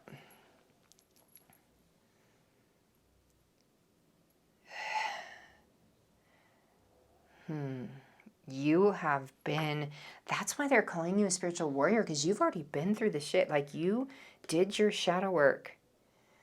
12th house is shadow work. 12th house is, I healed my past. I healed my trauma. I did my work. I did the hard work to move into wholeness, to find the scattered pieces of my soul and bring them together in love and just be united, be a whole person. I did that work. I did that work for love of myself, this Venus energy. I did that work already. So I know I have what it takes. I know I am unstoppable, right? That's why this is a grown lion. And they're pointing out the little lamb here too. Because you are who you are, you can protect the others and show the way, right? A wise leader. Command the universe. You do it for the sake of the good. You really do. Okay, so what have we got with our last roll of the dice? We have Virgo, Mars, interesting, 5th house. Okay. So Mars and Neptune, this is where they're going to give you the help. This is where they're going to give you the boost, because there's this one last little big reveal that you're needing to do. There's this push. There's this let's go, let's start, let's do it. Or, sorry about that, let's finish it. That is going on. So, okay. So my room is falling apart. You guys don't know this, but earlier I set my altar on fire. So it's been one of those days. things trying to stand in my way, but I'm doing my readings anyway. I'm standing in my power. All right, you guys have inspired me. So 5th house energy is love and pleasure and creativity and all those things that we just love in life, okay? And then Mars, we already talked about a lot in this reading. He's giving you that passion and that drive to move forward, and you're skilled, you're super skilled. And Virgo is giving you the organization and optimization of the situation. So you're going to do something, bring something into the world that's going to manifest a lot of pleasure, ease, and joy, you know, for other people. This self-expression that's coming straight from your solar plexus chakra, and that is inspired or welled up from the sacral chakra, I feel like is this natural birth of something amazing that everybody's going to want a piece of. Okay, so that's why we're getting this wealth involved, and the Mars is helping you to get it done quickly, right? I think it's bringing you a lot of money. Yes, they're confirming that this is gold. Whatever idea you're sitting on, and is it like starting the idea? No, it's like how to finish it. You need like this push to the finish line, this thing that you need to get in front of your group that's helping you get to the finish line is that you're pulling from within. It's like coming from this place of the muse, the voice of the muse. That's like the orange. It's coming from a place of organic development. It just blossoms out of you, right? Like a seed that's cracked open, right? So the voice of the muse, you're going to inspire other people. And whatever you guys are building together, this end is coming quick. You're going to finish it up quick, right? You're going to finish it up, and you're going to hit luxury and wealth when you get there. Then got luxury and wealth. I think you're going to enjoy that. I mean, who wouldn't? So, okay, so this stellar gateway thing I want to ask a little bit about.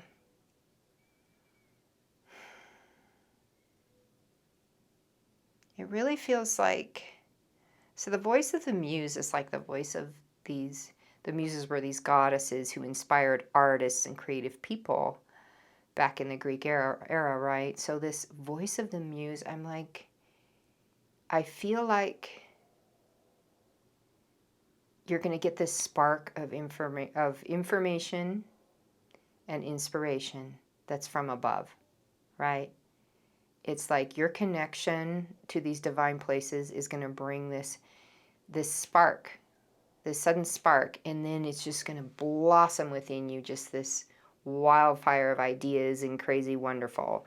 So it looks like this expand your stellar gateway. I feel like they want you to be in touch with that connection you have to the infinite creativity, that connection to flow. Like you get into a state of flow sometimes, and you just move with the universe. And that's what this is all going to feel like. Okay?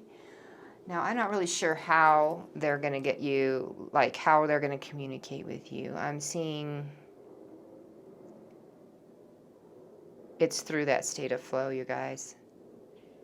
You're familiar with getting into that state of flow. They're saying through exercise you do it, through work you do it, even for some of you it's through cooking, through hobbies. But when you're in one of these states of flow, they're just going to drop this little parcel of information, and boom, it's all going to come together. Yeah. So that's like they're wanting to provide that little inspiration with the tug of war between the Neptune and the Mars. You already know what you're doing. You know what you want to present. You know where you're going next. Just go, and then you're going to get in this state of flow, and there's just going to feel like there's zero obstacles in your path. Swiftly, you're going to get there. Anything you command to the universe is just going to happen. Wow, so super positive reading, you guys. Super positive. Fun to work with you, and I will see you at the next reading. I hope that this was helpful. Be blessed. Hello, my reading number 6 people. This reading is for the Libra and Aries rising folks, and it affects the houses of expansion for you. So either your 6th or 12th house. That means when you were born, your ascendant house, Libra or Aries, was right here, and the houses that this opposition affects were right here during your birth. So that's why it's going to affect those houses. The 6th house is your problem-solving house. You're solving problems in the outer world, so really 3D earth problems. This has to do with health, as well as subordinates, because it's how do you direct others to help you solve problems. But the 12th house is an inside problem-solving house, or solving problems in your inner world. So this is your shadow work. This is where you go deep and you heal your traumas. So this reading is for those of you that chose this beautiful purple stone. Sort of hard to see how purple it is. Maybe if I hold it closer over here, there's more light. And you either chose this reading through the stone, or you chose it through using your rising sign. So this is the reading for the Libra and Aries people and their houses of expansion. And we've got your topic card for tonight. So this is the main theme of your reading, divine potential. That fits really well with expansion. Fulfilling your destiny, be all you can be. And like our Sabian symbol combo told us, answer the call within, right? To fulfill your destiny. Sounds amazing. Let's see how you're going to end up doing that. So we're going to start with the Muse deck and then move to the Thoth and Unicorn deck. And then after that, we will use the Astro Dice. So let's get started and get a couple cards from our Muse deck.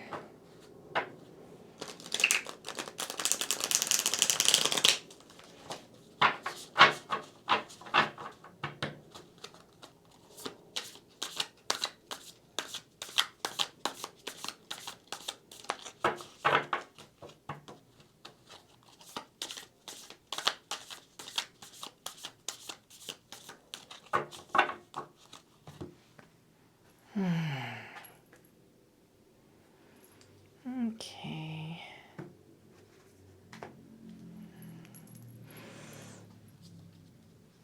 All right, so here's our two cards. I'm going to put this aside here. Our first one is the Ace of Emotions, the Muse of Emotions. I love it. Beautiful. And our second card is the Emperor. I'm not sure if this one's supposed to be right side up or upside down because I held the card sideways.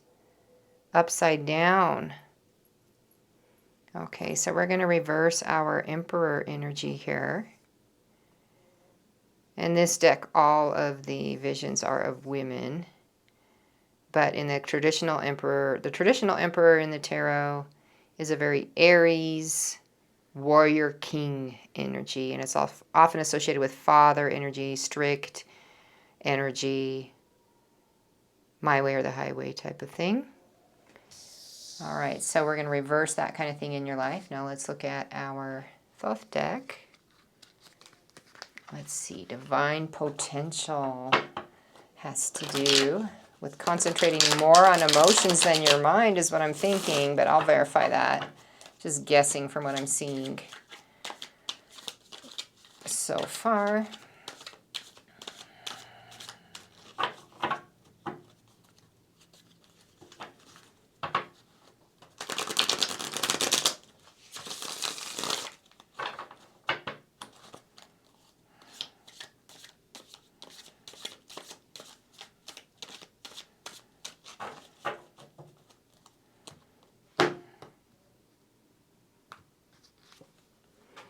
Virtue. Interesting. The Three of Wands, virtue. We've got Aries down here and the Sun up here, so more Aries energy. And then they like this one. The Fool, beginnings, new beginnings. Okay. And Dominion. Mars and Aries again. Oh my gosh, you people with the Aries. Okay, so I'm going to keep going because I still don't have the download from what they're talking about here. And get you your 3 unicorn cards. And then it may be more clear. Oh, so we're doing expansion. Interesting. Okay. No, this one. Refreshing oasis. 0, 3, 2, 4. Refreshing oasis. Nurture yourself. Gather your strength. Oh, I want to put this over here by the Muse of Emotions. That sounds very emotional. And the freedom of the truth. Communicate honestly. Be who you truly are, you guys. Are you hiding who you truly are? Let's see. And last, we have 17, go with the flow. Relax and trust. Accept what is happening. You guys, I think you need to see my sloth. I'm going to go ask if you need to see my sloth. Yeah, I thought so. I think you're going through something that I went through myself. I'm going to grab my sloth so you can see my little friend and tell you the story just a sec. Okay, after a whole bunch of family interruptions, I finally got back with my little sloth. This guy was so adorable, I had to buy him. But the reason I bought him is because I went through a spiritual transition when I was first awakening, where I realized that a lot of my life revolved around this impatient feeling. Like there was always so much urgency, and I was always concentrated on what I hadn't gotten done yet. And it felt like it should be done already. So what they're talking about is there's a lot of that fire in your life. You're already a person with a lot of fire. You're moving, you're going, you're getting things done, and they're saying, slow down. So this one time I was in a special ayahuasca ceremony, a spiritual ceremony, and I was able to meet and feel what it was like to be a sloth. I met the spirit of the sloth, and I felt the presence of the spirit of the sloth like I was the sloth, okay? I started moving super slowly, and the sloth came to teach me, because this is what a sloth does. It enjoys every minute so much that it goes super slow, so it makes sure to enjoy it all the way and get all the joy it can out of that moment. So it was very much a complete change from who I was at that time. But really all of that impatient energy it gave me a little bit like a high, and that's what I'm getting. Quit getting a high off of impatience and urgency and stress, because you're letting that fuel you, but it destroys the body, and it destroys, like, the soul and the heart can't heal because you never slow down long enough to take a look at what's happening inside of yourself. So it's like this divine potential just gets cut off because you're go, go, go, okay? That Aries spark, do it now, rush up the hill, ram into something else, and you keep ramming into it till you're the winner, and then you keep going again, like that feeling of the mountain goat that's associated with Aries, or the ram that's associated with Aries. Sorry, Capricorn is mountain goat, so the ram associated with Aries, like you're ramming your way to the top in life. It's like, chill, okay? Chill. Refreshing oasis, go with the flow. We don't need any more rush. So I think that you have associated rush, or this emperor, I get shit done, I do it better than everyone else, and I do it faster than everybody else. That energy that makes you feel like you rule. And you do, as in, nobody's questioning your ability to get shit done and your ability to make it to the top. Nobody's questioning that. But what we are doing is saying, hold up, there's another side to life. And because you're ignoring that side to life, this is destructive to you. It's self-destructive to just keep going in this vein. So you think it's virtuous. Like, I feel that people that don't do very much, people that are more go with the flow and hanging out and resting, there's an automatic judgment coming for them. Like, what are you doing? You're lazy. You know, you're not going to amount to anything.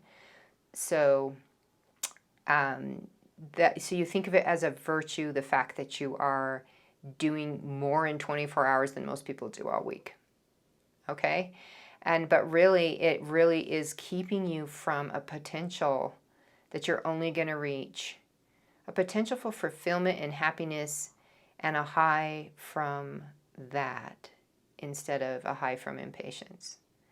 So this is going to feel like a brand new, like Mars and Neptune are taking you into a place that feels very mysterious and like, I don't even know. I don't know how to sit down like this unicorn and just rest. I don't know how to wade in the water and enjoy just relaxing, right? But they want you to be real with yourself. Oh my gosh, I think they're giving me some info. You aren't happy with it, and you're not admitting it, right? You're not communicating. We're not having this freedom of truth. Yeah, you got lots of dominion. Yeah, you got a lot of stuff done, but you got to turn the Emperor energy on its head. And this Mars and Neptune pulling on you is going to help you to answer the call within, to just be honest with yourself.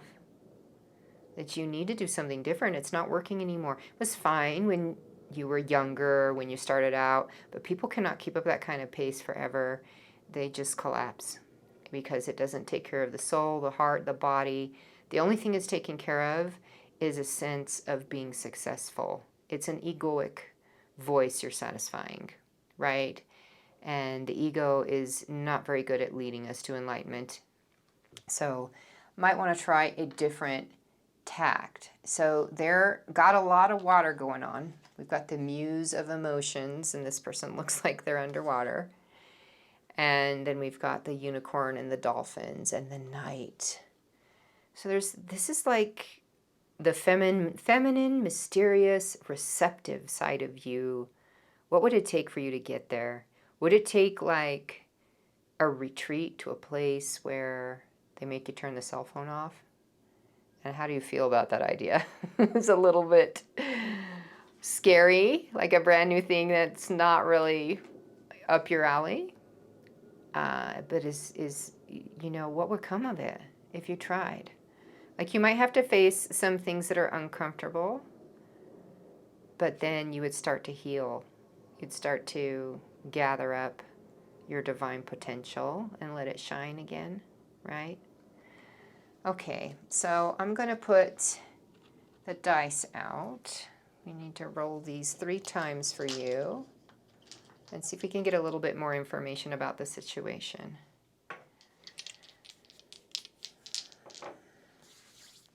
Taurus, creating heaven on earth. Pluto, death and rebirth, digging up the skeletons in the closet. And 8, the 8th house, other people's resources, including the supernatural resources. So let's talk about that a little bit. Let me sort of go into intuition here and see what the guides have to say.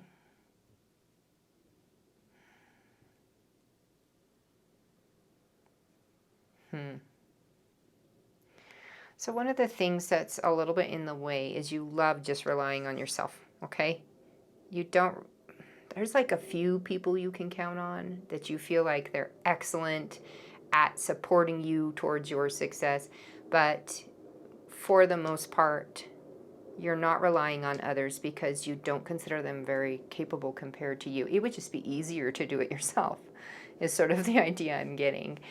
So to nurture yourself, though, to gather your strength again that you have scattered in so many directions and you're worn out, to nurture yourself like this, you're going to have to go to the people and the places that you didn't previously understand their value and say, help me with these deep resources you have for emotional healing, for spiritual healing. Help me to calm and quiet the mind. Oh my gosh. Like mindful meditation, yoga, these kinds of energies, like help me to slow down. Help me to just stop. So, 8th house is other people's resources. It's relying on what other people have become wise in that's different than what you became wise in. So the inner resources of other people to do this death and rebirth process. And they're also telling me, if you want to create heaven on earth for yourself again and get out of this worn out space, you're going to need a little bit of a death and rebirth process. This is going to mean you're going to be digging up some skeletons and needing to deal with them. And in a little bit of your motivation, your subconscious motivation for going such a rapid pace is because you don't want to deal with the skeletons that you have buried somewhere. Like we need to bring this up and really look at it and decide from the mature place you are today what to do with those experiences. Okay? So that's why there's a relax and trust element to this, right? Accept what is happening. Relax, trust other people, like this unicorn going out into the water, which is not its natural environment, right? So this is like you moving out into an unnatural environment for you and relying on those who know how to swim in this environment, the dolphins, their kindness, their love, their more advanced heart, right? Like their open and loving heart that understands the need for healing. Okay? All right, let's roll another time. Ooh, almost lost it. Capricorn, not surprised. Mercury and the 8th house. Okay. All right, so you're a little bit tempted to approach this, not from a sloth energy, but from your emperor energy. You're a little bit tempted to be like, yeah, I can do this. I can get this done in the way I do everything else, by kicking ass and taking names. Okay, a little bit tempted to bring that energy to this. Okay, let me ask why they are in there saying no. They don't even like me putting that right side up. That's not the way to approach it. It is a relax, let go, flow with thing. It's going to be new. You're just going to feel like it's foreign, okay? It's going to be uncomfortable for that reason, but that's what needs to be communicated to you, okay? That's why they put Mercury in there.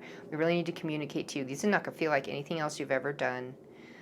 This is about stepping into the unknown, all right? Manifesting some health and some depth that from a place that's different. Oh, you're going to love this one because they've got Pluto again, 10th house, which is the house of career and public reputation. And then they have Aries, which is that ram I was telling you about earlier, ramming your way to the top.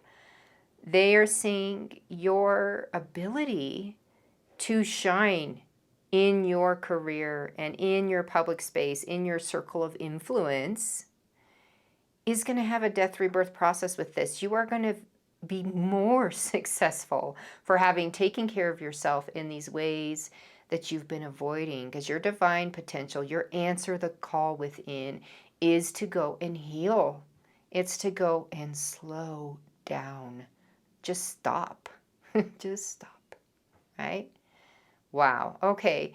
So marvelous reading, you guys. I hope that this was really helpful to you, that you feel that call, that you want to go and take care of yourself in this way. And I hope you're very blessed as you go and bring people around you that know how to support and encourage you in it, because it's foreign territory. But I think you're going to do well. I mean, this opposition with the Neptune and the Mars, where you're going to take the impetus of Mars and move into that Neptune area that's mysterious and you just don't know how to quantify it.